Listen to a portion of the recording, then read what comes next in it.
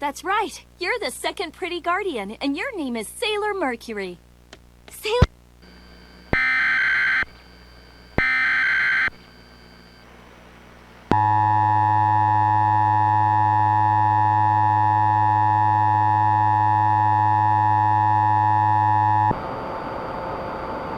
The National Weather Service in Las Vegas has issued a dust storm warning for northeastern San Bernardino County in southeastern California until 5 a.m. Pacific Daylight Time.